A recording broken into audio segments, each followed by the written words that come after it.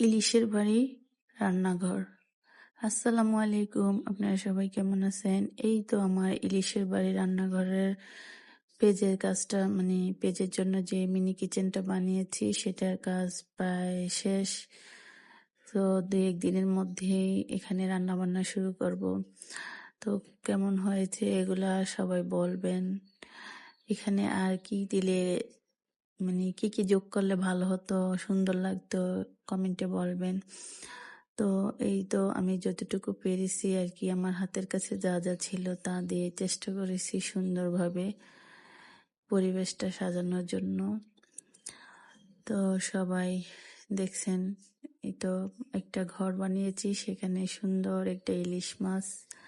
যেহেতু চাঁদপুরের মানুষ আমরা, আমাদের একটা পরিচয় ইলিশের বাড়ি।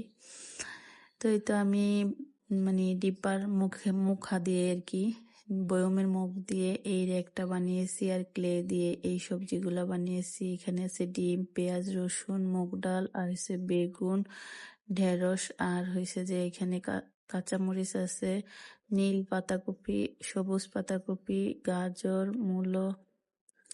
এই তো এইসব সবজি আছে এখানে। আর রেকটা কেমন হয়েছে বলবেন, রেকটা কিন্তু ডিব্বার মুখ দিয়ে বানিয়েছি। তো ভিডিওটি কেমন হয়েছে সবাই কমেন্টে জানাবেন। আর আমার ইলিশের বাড়ি রান্নাঘর পেজে সবার দাওয়াত রইল।